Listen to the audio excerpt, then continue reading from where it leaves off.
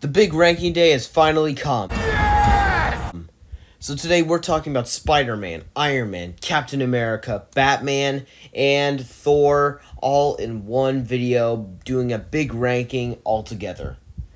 Okay, thank you everyone for joining in for this premiere. I am so happy that we were able to do this. This is such an amazing thing. Also, after you do mine, if you have not already, go check out Film Kids. He just did his, so you guys are gonna want to go and check out. And also stay tuned for Hasta La Vista Baby, and Jay Lewis, who will be putting out theirs too. So without further ado, without further anticipation, let's get started talking about 29, the worst, and the one that I really don't like. So we're starting at the bottom with 29. So coming in last place for me is Thor: Love and Thunder. Oof, where to begin with this mess? I really enjoyed it the first time I watched it. I said it was my second favorite when I first watched it, and this is one of those films that it aged very poorly with me. So, one of my complaints with Thor: The Dark World, which you will see not too soon later, you will see it soon later, was that it was very dark and how it had very little humor and how it was so serious. This film is the literal opposite. It's pretty much never serious. The opening scene is pretty serious, but keep in mind, Chris Hemsworth isn't in the opening scene. It's Christian Bale. You get Oscar-winning actor Christian Bale to play in the goofiest movie ever, where anytime there's a serious moment, like in the dark place with Gore the God Butcher, they have Thor cracking jokes. It's just so annoying. They make this movie very woke, making Mighty Thor the center. I just didn't like that. They do kill her off, but still, I just don't like the message there. And also, there's just some weird moments. There's some pretty bad use of CGI mixed in. Zeus gets way too serious, and he gets way too goofy. I was so happy when they killed him off. That was like one of the best scenes when he dies. So it's a really mediocre movie. It does not age well at all. This is one of the movies that I can think of that ages really bad every time I rewatch it. So it is at the bottom, and for good reason. At number 28 is Thor: The Dark World, and the only thing that you can think of that is recognizable about this movie is how mediocrely awful the villain Malekith is, and so forgettable. He doesn't have any clear motives. All he wants is to get the ether. It feels very overly serious. No, it's almost never using goofy moments unless it's they do use one like goofy moment with one of the characters being naked, and they keep doing that throughout the movie. It just gets really repetitive and weird and dumb and stupid. It gets really boring and out of hand too fast. I don't like it. I was never as big of a criticism until I watched how people had criticized it. I rewatched it, and I found the problems people were pointing out. I really did. So it is a really bad movie. It has its moments, I would say, and also I feel like it's taking its source material more serious than Love and Thunder was, so that's why it's above it. I feel like this was at least taking the source material of this more seriously. Love and Thunder didn't take anything seriously. It was just cracking a joke every single second, trying to make itself funny. It wasn't funny. It was just dumb and stupid. I can say that this film is better than Love and Thunder, but they're both very mediocre and right beside each other, and I really do not like either of them. 27 is Venom: Let There Be Carnage. And this film has just no excuse for how bad it was. And believe me, I wanted to like it. I had heard a lot of my friends, like, you're going to see in a few of my how do I say this? A few of my other buddies that are doing this ranking along with me, that they will have this higher than the original. But for me, it was a gigantic disappointment. I went in expecting a movie better than the original, and that was at least good. And I'm going to give you a spoiler. Venom is not very good either. But so I thought, how could this be worse than Venom? And I found out why. It is mediocre. They do too much joking at times, or not enough joking. There's tonal shifts, and it feels like the pacing's off. Can be exposition dumps. There's just stuff that comes out of nowhere, and I have to say they have one of the most butchered of any character death, of any main villain death I've ever seen in a Marvel movie. The way that they have him is that Venom eats Cletus Cassidy's head after he admits to Eddie that he just wanted a friend. That is the worst possible way to do it. And also he eats Carnage and says that did not taste good. That is just so stupid.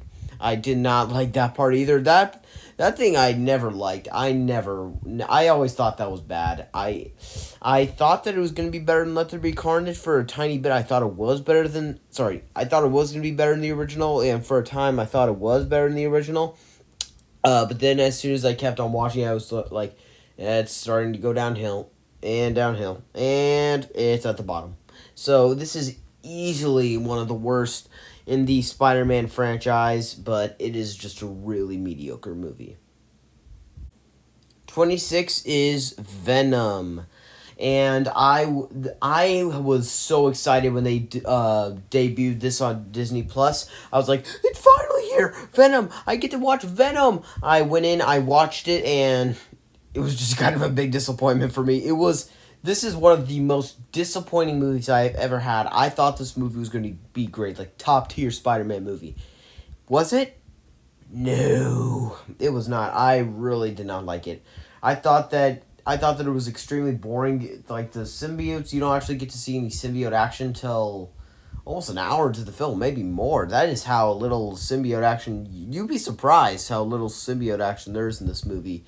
And I think Riot is slightly better as a villain than Carnage, simply because they didn't have his death butchered as much. I mean, I wasn't the biggest fan of his death in this movie. It was way, way, way, way, way better than Carnage's death. But I will still say that they do kind of butcher a lot of this stuff in this movie. It feels kind of weird, underdeveloped, and just certain character motivations are not as clear as they should be. It has some good moments. It has pretty good action, and the final fight kind of gets weird because you have a black symbiote, a dark gray symbiote fighting at night in a dark place, and and they're tearing each other to blobs, so it's so difficult to see. It's kind of like Alien vs Predator Requiem, how it's almost impossible to see the movement in one of their fights for Venom. But in the case of Alien vs Predator Requiem, it's every fight you can't see for the Predators and Aliens. You can't see any of it. But we're talking about Venom, and it's a mediocre movie. It is just very, very mediocre. Bringing us into the top 25 is Iron Man 2, and this is a victim of studio interference where it's well documented that Jon Favreau wanted 3 years to work on the sequel, but most are mandated down to 2, but they needed a 2-year deadline because they were trying to get to the Avengers movie, so they had to rush through production, and it feels very rushed. And the villains are so underdeveloped, so half the scenes are rushed, and because our villain thinks that, because our hero thinks our villain is still locked up, he's not going on looking for the villain. The villain's out getting to roam free, and he doesn't know it. And also our villain, man, I'm having problems today. And our hero, Iron Man, is so unlikable in this. Like, they make him such a doofus. He is so unlikable in this, and then they make Rhodey have to chase after him, making Rhodey also unlikable, so we don't have any likable characters in this. And Scarlett Johansson as Black Widow, she's good, but she feels kind of tacked on. She doesn't feel as involved in it as she could be, so it's not very well made. It had a lot of problems, and also the worst thing about this is they do so much disrespect to Iron Man's character by having him pee in his Iron Man pants. You know, the question I get asked most often is, Tony, how do you go to the bathroom in the suit? Just like that. 24, Thor. And just as a point of reference, the bottom 5 below I would give a negative on. Now we're into the bunch where I would give it a positive review. So we're talking about Thor. Thor is It is a mediocre movie. It's not the greatest. It's good. I would say I would give a pass, me even if it is a more mixed pass. It has some stuff that I'm not crazy about. It has some fish out of water comedy. It has some dramatic tonal shifts from being the Shakespearean grandeur film to a superhero film to a fish out of water comedy. And the final fight feels very rushed. They have to, because our hero doesn't know that the fight is going to go down until literally it's about to happen. He then has to go and rush to it, meaning that it feels very rushed.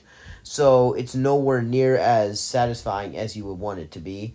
It feels very weird at times. Other times it feels kind of dumb. And there's some stuff in here I do think it's funny, like when Jane runs over Thor twice. That's always funny, but it's a film that gets steadily worse every time I rewatch it. Kind of, it's one that ages really badly for me too. The Thor films, other than the one we're gonna talk about way later, they age pretty badly for me. So it's fun, it's good. It should have been a lot better than it was, but it's good and it does have a really good cast. But it's just one of those like forgettable movies. I still have fun with it, so I can at least say that it is definitely better than the five below it. At number 23 is Spider-Man 3, the weakest installment in the Sam Raimi Spider-Man trilogy by far, with ease. And I do still think this movie is good. There are some bad moments, but I would say that this movie has some moments that are so bad that they loop around and become good again. And this was actually, fun fact, the first film in the Spider-Man Raimi trilogy I actually watched. And I watched the Raimi trilogy backwards, as in the first film was the last film I watched. And this film it kind of had some weird parts, like, of course, the emo Peter Parker dance, just the weird direction they go with Venom, he's not even in the movie until, like, 30 minutes until the movie's over. That's when we actually get Venom as Venom. That is pretty weird, and there's just some odd direction that they take it in, and as usual, Mary Jane in this movie. Ugh, I've ranted on her on my channel and how much I hate her for so long. I'm not even gonna try to. You all know how much I hate her. You all know how much you hate her. So I'm just gonna say this movie is good, but it definitely had some moments that it kind of either just got cringy or it was trying to do too much, and it had a bit of a weak start, and it didn't get better from there. 22, Iron Man 3. And this film always did not bother me as much as a kid. I always said that the first one was my favorite, probably. So this one, it feels inferior to the original when I look about it now. I have nostalgia for it, but it feels inferior to the original in pretty much every way.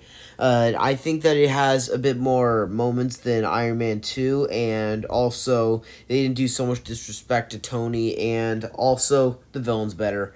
And also, the Iron Man isn't peeing his pants in this movie. And also, the fact is, he's way more likable in this. Which, for Tony Stark, he's not always the most likable guy. But in this one, they make him more likable than he usually is in a lot of these movies. So I still have enjoyment seeing him. He's still being the rude guy. He can be sarcastic with this kid that we meet in this film, who I liked him in the film. He is good in the film. There's some moments that isn't that good, that can be cheap or bad. People say that this film might be the worst Iron Man film. I wouldn't go quite there. Iron Man 2 is probably the worst film, and Iron Man 3 just has... It also does something weird in which they almost closed out Tony's arc because they didn't know if Robert Downey Jr. was staying. But he did stay, so in which case, when you get to Age of Ultron, which I think is a much superior film to this, which you will see much higher, when you get to Age of Ultron, he somehow magically has his suits back and also is still in the MCU. And also, the reason it kind of got bumped down to the bottom 20 is it contains, in all of MCU history, probably the most stupid of any plot twist there is of the Mandarin plot twist, which is one of the most stupid plot twists I have ever seen. Hey, and believe me, I've seen hundreds of movies, so I've seen some pretty stupid plot twists. So, but that one takes the cake. So it's fun. It's fun. I can enjoy it. I find it perfectly watchable. But it's just has some. Yeah, but it's just if I'm going for an Iron Man movie, I'm just gonna watch the original. 21 is Spider-Man Far From Home, and among the Spider-Man movies inside the MCU and just MCU movies in general, this is the one that frustrates me the most because it has such a unique plot of how post Endgame what would happen to Spider-Man, what would his response be to Tony's death, and how would he be handling that, and also the way that Mysterio's taken into this. So if you knew Mysterio like I do, you knew that he was bad the entire time. I didn't think for a second he was good because I know that Mysterio has always been a villain, and I know what his costume looks like. So when I saw him, I immediately knew, ooh, Mysterio's our villain, yay! So that would be cool, but it just has some really lazy problems. Like the fact is, for the 7th time in MCU history, a villain is motivated by scorn for Tony Stark. And it just gets so old so fast because it happens way too often. And also, there's some just weird jokes in here, like when when Peter's supposed to be getting dressed, a grown woman says to him to take off his clothes. That is, imagine if that was Nick Fury with MJ. Would you have the same response? No. Believe me, you wouldn't. So it comes off crass at times, and it's pretty dumb. And the plot line about Tony Stark giving his multi-million, possibly billion-dollar glasses to a high schooler who had proven to be irresponsible in the past, who had been dead for 5 years. That is so lazy, and it is almost a gaping plot line. It is just so distracting that I can't think of anything so lazy in the entire MCU that they have ever done that is that lazy. Well, that's just lazy writing. And in the end, it's a film that I have fun with. I find it perfectly watchable, just like some of the films I just talked about, but it should have been way better than this, and it should have gotten a plotline less lazy. Bringing us into the top 20 is The Amazing Spider-Man 2.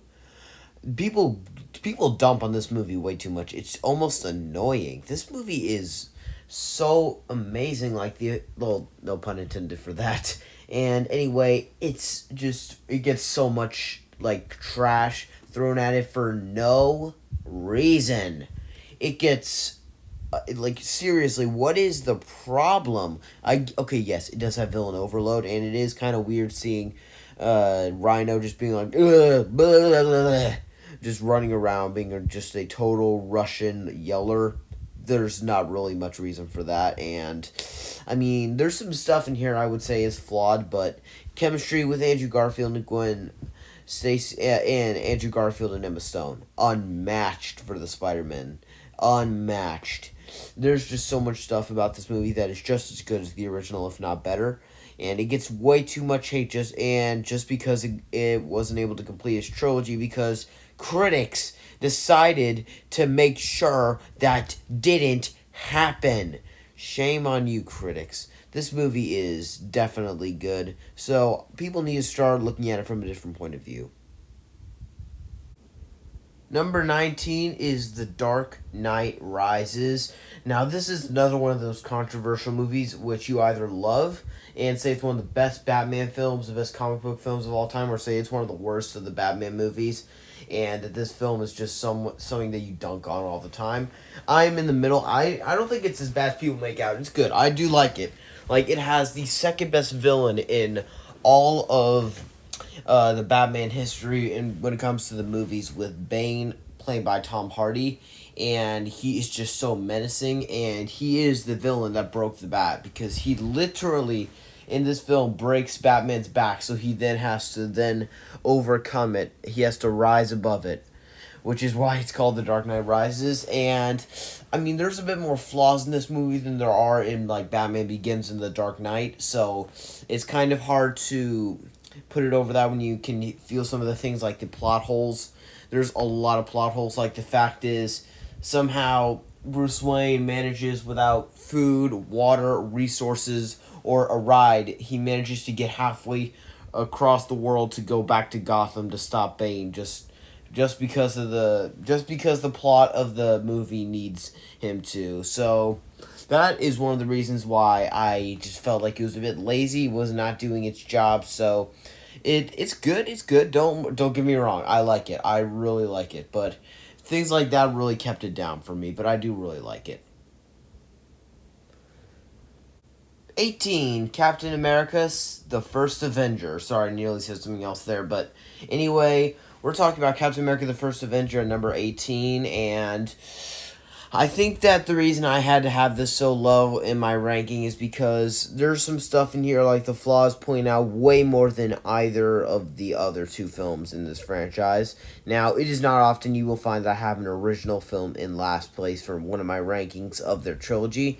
Captain America is an exception, and the original one is still really good. I do like it, and that's just how good it is. So it's so unbelievably good how they managed to make Steve Rogers so likable. He's my favorite Avenger. You're wrong if you say otherwise, or maybe that's just me, but still.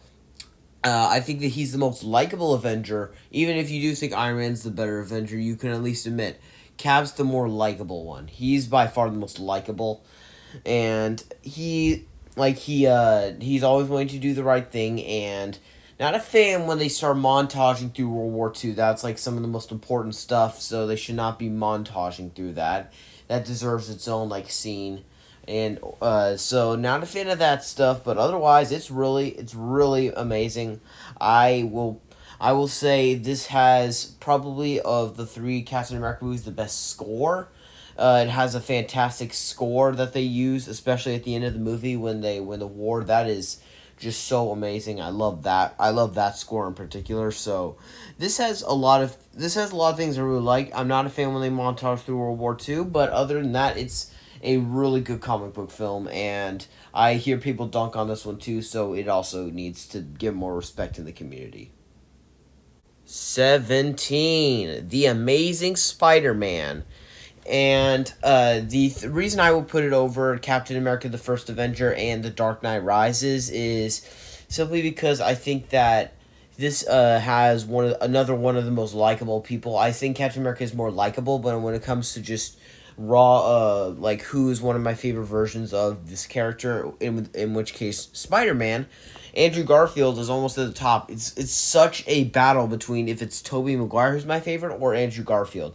Andrew Garfield definitely has the best writing, so I'm maybe leaning more towards him at the moment. I don't know. It just gets really difficult, but the villain in here, a bit generic. That's why it's a bit lower, but it's really fun. I can get that some of you guys are not on board, especially since people immediately dunked on this film because it was coming out a few years after the last film, which was not received too well, so it did not have the best reputation at first, and people weren't the biggest fan of it. So, especially since it had a lot of competition that year for best comic book film, because The Dark Knight Rises and The Avengers both came in and blew up the box office and became the highest grossing movies in their genre. For the Avengers, became the highest grossing movie for Marvel, I believe. Yeah, it was the highest grossing movie for Marvel at the time, and for DC, The Dark Knight Rises, I think, is now the second highest grossing, with Aquaman being number one, but back then it was the highest grossing, so they both lit up the box office. This one kind of went under, and not many people saw it as much. It's still got a good enough box office, but it still was not received as well as people would have wanted it, and I don't know why. It is such a good film. People need to check it out and give it more credit, and it definitely has a strong girlfriend in Gwen Stacy, played by Emma Stone. So this is a really good film that people, you need to start respecting. 16 is Spider-Man Across the Spider-Verse. Oh man, I'm about to get a lot of hate for this, putting it this low. Now, I'm sorry. Hold on. I know that you guys, since this is a premiere, are typing a lot of really bad things in the comments. Wait. Hear me out. I think the film is very overrated. Keep in mind, I know a lot of my viewers that have different favorite movies of all time. Like, I have some that say Terminator 2 is, that say The Dark Knight is, say some of the greatest movies of all time are. Although people nowadays will say things like Spider-Man Across the Spider-Verse is the greatest movie of all time. Spider-Man Into the Spider-Verse is the greatest movie of all time. No, they're not. They have one of the most basic plot lines that Into the Spider-Verse is one of the most basic plot lines that you can find in a movie. And then all they have to their name is stunning animation. And people still give them so much credit for stuff they don't deserve. Like, this stuff is insane. I like the movie. I would give it a pass, but I cannot get over the fact that it gets so much love, and to be honest, I don't really even think it deserves it. Coming in at number 15 is Avengers Age of Ultron. Ugh, I do not, seriously, I do not understand the criticism for this movie. Yes, it's a bit convoluted. Yes, it's the most confusing Marvel movie probably. So I get there's some flaws in here. Ultron, he's a pretty compelling villain. Of all the villains in the entire Avengers movies and almost in all of Marvel, his is the one that is the most clear. He's just trying to commit global genocide.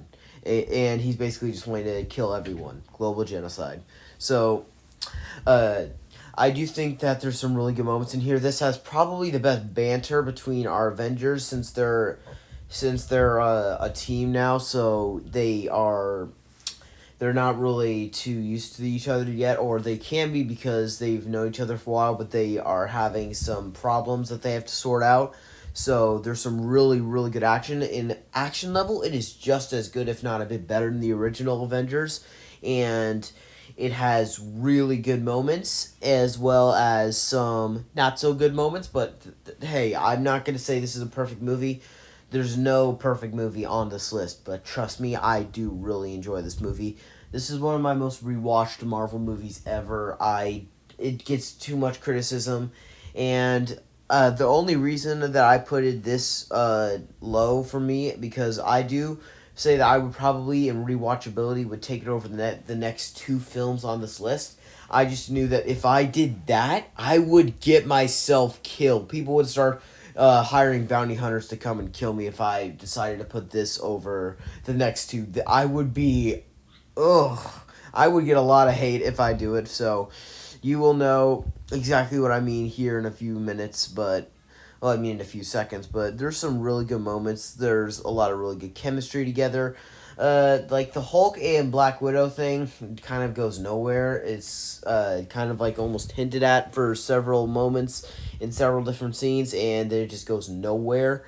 So stuff like that is kind of like slow and stuff, but it's really good at just the way it shoots its action, and it is a really fun movie. 14, and we're back to a Spider-Verse movie with Into the Spider-Verse, the first movie in the supposed trilogy, which has not been fully done yet because Beyond the Spider-Verse needs to come out next year, which I'm just going to say it's probably not going to happen with the writer's strike going on. There's a high chance it's going to be delayed. A lot of movies have been, like Dune Part 2 in particular was delayed. But anyway, Spider-Man Into Spider-Verse. It kind of has a similar plotline we've seen many times before, so it's kind of being lazy. It gets way too much love. It doesn't deserve it. It was good. I liked it. But nothing more, especially when people say that it's better than some of the greatest Spider-Man movies of all time, like No Way Home, Spider-Man 2, other ones. I'm not going to spoil anymore. But anyway, this is a movie that it has one of those like plot lines that you can say is one that's used a lot, and I can say that one of the things that really sours me on this movie is just how much people give it so much love, then it kind of doesn't really deserve any of it. So the only thing I would say I hate about this movie is how much people love it. They give it so much credit for things that it does not really deserve, or other movies that are better than this deserve and don't get credit for. So I do like it. I do like it. It just gets a bit too much love, but I do like it. 13. Thor Ragnarok. Probably the funniest movie inside the entire MCU, which is odd because Ant-Man came out before this and was hilarious, and then you have Thor 1 and 2, very, very, like, serious films. Well, at least the first one. Well, I mean, the second one was. The first one was more kind of into that, but it wasn't fully into that. And this one just has some really funny moments, and that's kind of the reason I put it lower in the high zone, because I feel like every once in a while Taika Waititi couldn't be restrained from something, so he would, like, every time there's, like, a really serious moment that really should have been there, they have to, like, crack a joke. And I'm not trying to count the movie against that, but that thing does kind of hold it back, because you don't always need a joke just to break the tension. I mean, there's some exceptions, but still, you have to know you have to know when to stop, like cross a line. And Hulk, as usual, hilarious. He's a lot more funny in this, and it's also really funny just some of the stuff that they do with him, and how, like, at one point Bruce Banner actually just for like the sake of it, just to make himself transform into Hulk, he, like, just jumps out of a helicopter and then hits the ground and, like, splat. It looks hilarious. And it's just so funny that they actually did that. So I'm pretty sure they used a doll for that, or some pretty good CGI that actually looks really good. But it's a good movie, but like I said, they need to maybe cut back on the jokes a bit. 12. Spider-Man Homecoming. I think the reason I give the edge to Spider-Man Homecoming over Thor Ragnarok is kind of because this film is kind of, like, Thor Ragnarok at moments is silly and tries to take itself seriously. At the same time, this is not taking itself as seriously. It has its moments, and Vulture, top 3 villain in the MCU. Without a doubt. Such a good villain played by Michael Keaton. Like, the scene where he's like, "You must be Peter," and we find out that the bad guy of this film is Liz's father. Mouth on the floor. That is like, what? That's a huge reveal. That is, they really do a good job of executing it, and how he, like, has a gun in the car with him, so he then says that he's gonna give Peter the dad talk to Liz, but then he's actually just gonna threaten him, and, like, "I'm gonna kill you and everyone, you know, if you mess with me, then I will kill you and everyone you love." And he really is a good villain in this movie. It's just so remarkable how good of a villain he is in this. And yes, there's some moments that are iffy. I think it works better as a high school movie than it does as a Spider-Man movie. It feels more like a high school movie than it does a Spider-Man movie. That's just my opinion on it. I do think that there are people that aren't going to be as fond of it, especially since this was following up Civil War. Wait, I think Black Panther. Well, I mean, this is chronologically, I think, right after Civil War. I mean, Black Panther, I think, Black Panther takes place right after Civil War, too. It's kind of hard, but anyway, this is definitely a very funny movie, and also one that is more of it's also a coming-of-age movie more than, like, this typical superhero movie, so it does a lot of different things, and Tony is much more better as a father figure and mentor than he is it's like, kind of like Rocky. Like, I like him as the main character in the movies. Love him as the main character in the movies. Same thing with Tony. Love him as the main character in these movies. But when he's this mentor, I think that he works just as good, if not better. Probably better, because Rocky, he feels more like a mentor, and he feels like he's giving all this amazing information. Same thing with Tony. He's really good at giving this information. That's just my opinion on it. I'm probably going to be destroying the comments right about now. Well, wait, no. Right about now. Number 11, Spider-Man No Way Home. And I know a lot of people really hate this movie. They say that this is just, like, such fan service that it does not have a very good plot. And in some ways, you're right. The plot, pretty basic, of one of the most basic in the entire MCU, and one of the most lazy plot lines in the MCU. Let's just say that the Tom Holland Spider-Man movies have a history of getting made fun of for their plots. They get a lot of bad rap for that, because Far From Home and No Way Home both have pretty bad plots. No Way Home not as so, because I can definitely say Far From Home's plot is so distractingly stupid. And this movie, I think that it it has a lot of merits to it. This is, at one point, was my favorite movie of all time. And a lot of Marvel movies were my favorite movie of all time at one point. Mostly Avengers Endgame and Spider-Man No Way Home were. But this movie really knows how to use its characters in a good way. Yes, the fact is that somehow Doctor Strange actually agrees to wipe billions of people's brains without asking Peter if he bothered to talk to the people and see if they would let him in. Yes, that's a bit stupid, and by a bit, I kind of mean a lot. So I get a lot of people are going to be a bit angry about that, but still, I had fun with it. It's not the most clever in the MCU, but it did manage to bring us back Tobey Maguire and Andrew Garfield, which a lot of people thought was impossible, especially after Andrew Garfield didn't get to complete his trilogy. A lot of people thought that it was impossible to bring him back into a Spider-Man movie, but hey, we did it. And I think that this movie is amazing in the fact that the Spider-Men have amazing chemistry, the way they can play off each other, and it's just very fun to see them interacting like that. So that's the reason that I would not only give it the edge over Homecoming, because they're very close together, and also why I would say it's actually a good film. Bringing us into the top 10, Spider-Man 2. I know a lot of people say that this is the best Spider-Man movie. So I know I'm in the minority of saying that this is not the best of the Spider-Man movies and not even the best in the trilogy. I know I'm in the minority on that, but still, hear me out. I think that a lot of the Spider-Man movies are going to get this, has a bit of a lazy plot line. How many times have I said that in this video? Like, it would be hilarious if someone actually made a meme about how many times I have said about how many times the Spider-Man movies have such lazy plot lines. For this one, I don't know if it's very clever the way that they say that somehow Peter Parker is losing his superpowers that he gained from being bitten by a radioactive spider because he's bummed out. That always kind of bothered me. I didn't know if that was very clever, so that kind of holds it back a bit. And Alfred Molina is Doc Ock. I believe that's the guy that plays him. So Alfred Molina is Doc Ock.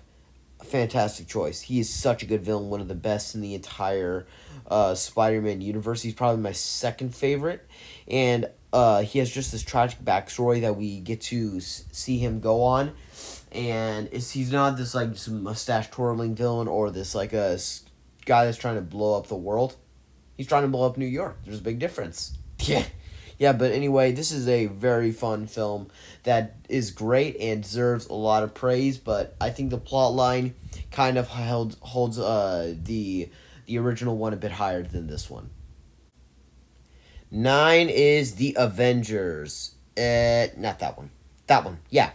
Anyway, we're talking about The Avengers, which is one of the most classic movies of all time, where it brings together a group of people.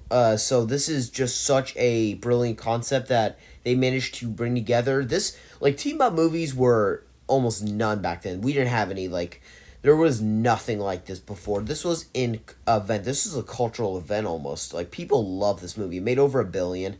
And it wasn't, back then it wasn't like it is now where we're getting like a new comic book movie every few weeks. This was, they were like slowly trying to get into this formula, and Feige cracked the code. And they just slowly started going to hits. And Joss Whedon, whether you define him by the guy who made Avengers or define him by the guy that made Justice League, you can definitely say he at least has 2 wins under his ledger. And yes, I am counting Age of Ultron. You don't get to tell me it's a bad movie. It isn't. But anyway, this movie is amazing. It has some of the best action of the entire of all of Marvel, period, and just some amazing, just standout moments between the team. 8, Batman Begins. And after the colossal failure that was Batman and Robin, they decided to go in a more gritty reboot that we had not seen Batman being gritty for quite some time, I can say. And we then got ourselves the greatest Batman movie. Well, or so we thought, until later, which we will see. And anyway, Batman Begins. fantastic origin story. One of my favorite origin stories. I love origin stories, stories of becoming. I love Batman. I love Christian Bale. All these things combine to make one of the greatest comic book movies of all time, in my opinion. I love Batman Begins. Like, this is a amazing movie. I think that it has some of the like standout moments in the series, even though one movie that we'll talk about soon has more standout moments. This one also does. And I think that the thing they do kind of botch, the Scarecrow, there's like a scene in which they have him being defeated, like he's on a like horse scaring people, and he then, I think, like Rachel like throws something at him, and then he just falls off, and then that's the end of him. That's until we get to see him in The Dark Knight and The Dark Knight Rises. So it's really just kind of lame that that's how they do it. So they did kind of botch that. So that's something that they could have cleaned up a bit. But overall, really clever movie with some fantastic moments and such amazing growling from Batman. And I know, that's pretty random, but still. And I think the reason that I would put Batman Begins over The Dark Knight Rises is because not as many plot holes. 7. Captain America, the Winter Soldier. And a lot of people love this movie. I know a friend that's actually probably going to have this very high on his list. I'm going to guess somewhere in the top 3. And you can hold me to that. I'm guessing it's going to be at least... I know it's going to be in the top 5. And yes, they are in the big genre. They are one of the genre challengers. So let's hope that I'm right, because I do not want to be proven wrong and embarrassed. But anyway, this movie is awesome. I know a lot of people say that this is their favorite Captain America movie. I'm not fully there. I do like it. There's nothing I would really say here is worse from Captain America Civil War. I just kind of prefer that movie to this movie. I watched this one first, and I think the reason was because there was like a scene, I watched this movie pretty young, where the secretary kills a woman with a gun because she walked in, and that always just really scared me. I was terrified of that scene afterwards. I was like, oh, she's dead, huh? And yeah, it traumatized me, but don't worry, I got over it. I mean, I love this movie. Love it. So, it's one of the best movies in the MCU, period. There was a time that people thought that this movie was overrated. Why? And this movie's so amazing. The villain here, played by of the Winter Soldier, fantastic villain. Like, one of the best in the entire series as well. And this is just a movie that gets a lot of love, and it deserves it. So I am comfortable and I am happy putting it at number 7. 6 is Spider-Man, my favorite of the Spider-Man movies. I'm going to make a guess right here that I know I should have this in my top 5.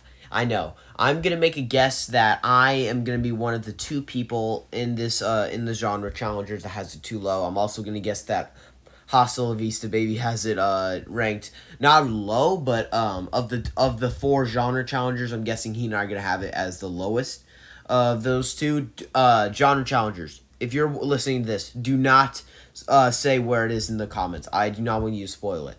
Phil Kidd, you can, because you already released yours, but Jay and Hasta, don't. I need to see yours and be surprised, and hopefully I'm not proved wrong. And if I was already proved wrong about one thing, let's hope I don't go for a double round of that. So, this is a fantastic origin story that it brings together this amazing, mix of origin story and this how he's feeling comfortable now going into this role. And so this is a much more serious version than we've gotten, because there was a 90s version of Spider-Man. Let me tell you, people hated it. It was regarded as possibly one of the worst shows ever. It was canceled after 1 or 2 seasons. That's how bad it was. So getting a Spider-Man movie that actually had a good villain and all sorts of good stuff, Willem Dafoe, fantastic villain. One of the greatest villains, probably in movie history. It's that good. He is just so cool in the way he's always can Spider-Man come out to play? And at the end of the day, a fantastic Spider-Man origin story, fantastic Spider-Man movie, fantastic movie, and definitely one of the greatest comic book movies ever made. bringing us into the top five. Whew, we're already at the 5 point. Man, this has been very hard having to go through these movies, but boys, it's been worth it. 5 is Iron Man. Man, I am so ashamed of myself for having to put this movie so low in the top 5. But there's just some movies I prefer over this. Fantastic origin story for Iron Man. The MCU established immediately they were not going to be having all this like jibber jabber about like maybe starting on a whimper. No, they started strong and are starting to end on a whimper, if you know what I mean, with She-Hulk. Ugh. And Obadiah Stane, he's not the best villain in the franchise, but I can definitely say Robert Downey Jr.'s charisma carries this movie. And I'm trying to think, I think it's, Terrence Howard. I'm not a very big fan of his version of Rhodey because he's just so annoying the way he's always like trying to whine to Tony, always getting mad at him. It just feels out of character for Rhodey. I mean, Rhodey's never been the best hero, period. Like, Don Cheadle, I'm not a fan of his version. Terrence Howard, I'm not a fan of his version. Either way, you don't have a very good version either way. He has, like, maybe one good line of Endgame, but other than that, he's pretty annoying. But still, the movie carries the entire MCU. This is the movie that people associate with the MCU. Like, not the Avengers movies. This one that started it all. People love this movie. I can guarantee you that most people will say that this is their favorite MCU movie. And I won't be surprised because this is a fantastic movie. There's just some other movies in here I prefer. 4 is Captain America Civil War.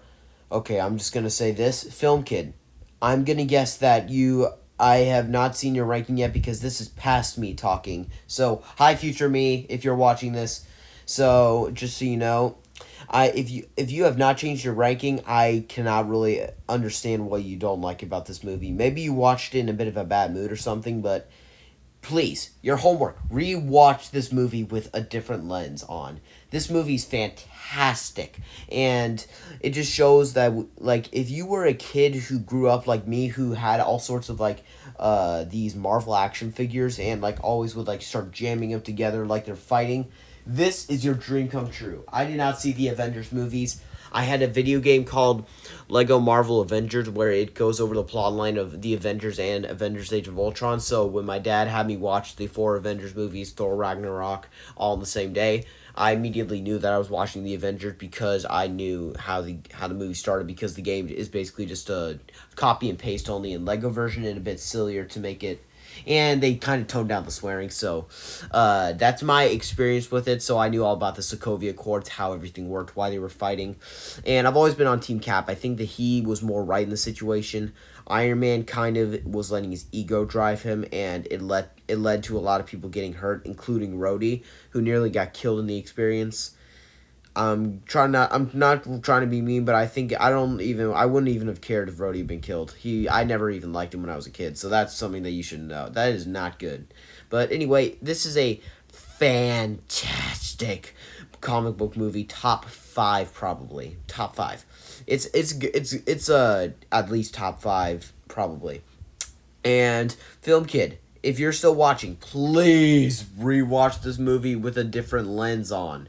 You've got to try it, because I cannot. It's breaking my heart that Civil War is this low on your ranking. Well, I mean, unless your ranking is changed, because keep in mind, this is past me talking. So, once again, hi future me, and also hi to everyone in the future.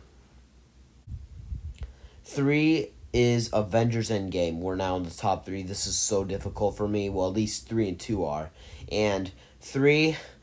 oh, man, Avengers Endgame, fantastic movie. At one point, my favorite movie. It was there for a while until Top Gun Maverick and Spider-Man No Way Home kind of dethroned it at different points, because both of them have been my favorite movie at one point. All 3 of those that I just mentioned are.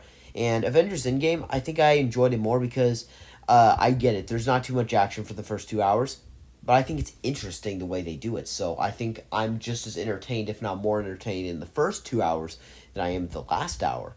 Keep that in mind, because I think it's really fun getting to see the future people interact and how they dealt with the snap, and how they're interacting with it, and how they're trying to move on from it, and seeing how what they're doing in the past, and how it's so cool that they're actually going to the past. This is the highest grossing movie of all time. I get it. Avatar is higher, but it released back in theaters to cheat its way back to the top. It doesn't count. It doesn't. But anyway, Avengers Endgame, fantastic movie. You're not a Marvel fan if you say that Avengers Endgame sucks. You're not. No offense, but you need to rewatch this film if you don't like it, because this film, top 5 Marvel on a bad day. Our runner-up, Avengers Infinity War. This was monumental hype. Like, people, this was a cultural phenomenon for people at the movies. Like, this movie made $1 billion fast, like in less than a week, I believe. This thing blew box office records out of the water. And this movie just, I know a lot of people nowadays are saying that Endgame is better. I don't know why. I think Infinity War and Endgame are like the greatest 1-2 punch you can watch. Like, it's such a great 1-2 punch, like watching them back to back. It'll be a long back to back because of how long these movies are, but still, I think I would put it over Endgame just because of the fact it has more action.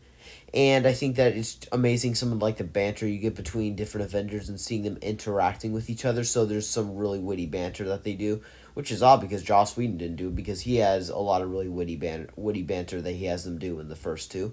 And this is a fantastic movie. It is easily the best movie in the MCU for me. It was my second favorite at one point, and then my third favorite at one point, and now it's back to being a number one. So I know a lot of people would say Endgame is better. For me, I just kind of prefer Infinity War. They've always been close, and at one point I did prefer Endgame. Right now it's Infinity War, but hey, they could easily change. They're very close. They're interchangeable.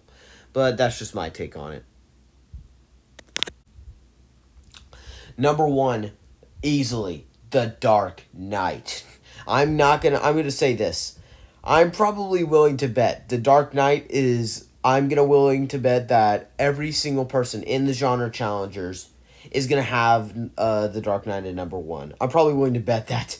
And no, people who have no genre challengers that have not gone, you are not allowed to go and change your ranking just because I just said that to prove me wrong. That would not be funny. Well, I mean, it kind of would be, but still. It would be a little funny, but still. Anyway, Heath Ledger, such a great performance. So great that he killed himself. And watching Joker, it makes me feel, it makes me think that this movie, Joker makes this movie better because it shows you how amazing Jokers can be. And it really just shows you how Heath Ledger really commits to this role.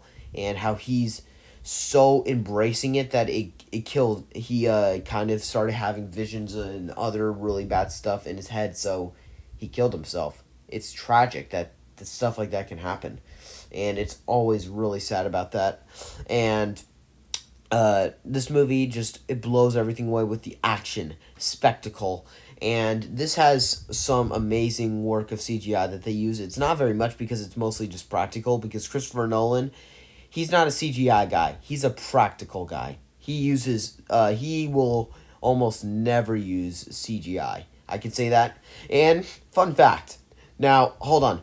People who are on their keyboards right now saying something, stop. Do not go near the keyboard, because I know people are going to be furious when I say this. When I first saw The Dark Knight, I wasn't the biggest fan of it. Hold on. The reason why. I watched it when I was young. So, Heath Ledger's Joker terrified me. He was so scary. Like, look at the guy. He kills a guy with a pencil to the face. He uses a knife and slashes it across the guy's throat. And the amount of killing that they do within the opening act is pretty scary for a kid my age. So he really knows how to do it, and his plan was so diabolical, it kind of scared me that, like, can stuff like that actually happen? It actually can happen, but still, I'm now more adult, so I can now understand how this movie is. So that was why I didn't really like it as a kid. I was terrified of Heath Ledger's Joker, and it just shows you how amazing he committed to make people scared of him, and a lot of people are scared of him as the Joker, and he's just such an amazing Joker. Well, thank you all so much for watching this. I know. I'm sorry it has to be over at one point, but don't worry. You have homework. You have 2 other rankings to see when they come out, which is Hasta La Vista Babies ranking and Jay Lewis's ranking, and also, if you have not seen yet, Film Kids. So you have to go watch them. I will try and put a link in the description below, so make sure to go and check out their channels and stay tuned for their rankings. Thank you all so much for watching this, and don't worry, I will be back soon because I'm planning on putting out one more ranking, like one more big ranking before I believe is October, because I'm going to be, Film Kid and I are doing the same thing. I asked him specifically if I could do this too. I wasn't trying to like copy him. Well, I mean, I kind of was, but I mean, I kind of wasn't. It's complicated, but I'm doing like a 31 Days of Horror where I just review all sorts of horror movies. Like, I'm only doing horror this month, and then I'll be doing a lot of different rankings. He's going to be doing all sorts of like same thing, and he's going to be ranking all the horror movies he saw. I don't know if I'm going to go that far, because that will be a big challenge, because I have Saw that I'm going to try and watch, well, most of the movies. Well, I mean, I have the ones I can stream. Saw, possibly Jeepers Creepers. I've seen the first and I'm going to see the second. And The Conjuring, I'm going to see, and Insidious, I'm going to see. So those are going to be a lot of difficult ones to do a ranking of. That will be exhausting, I can tell you. So hopefully I can do at least some really good reviews and rankings, but don't count on like the big thing that Film Kid's doing. If he decides not to, then don't hold him to that. But thank you all so much for watching this ranking. Please like and subscribe, and just so you know, if this gets popular or the genre challengers want to do this again, we may do it again. So, well, not with this exact thing, with different types of things. I think a few of us, mostly Film Kid and I, are planning out one for Christmas. This thing's optional for the genre challengers. If they need to dock out, then they can. If like only 2 people want to do it, that's completely fine. But that's just what we're doing, so that is just what we're doing. I just thought it would be good to let you know, but nothing is official yet. Thank you all so much for watching this, and have a good one.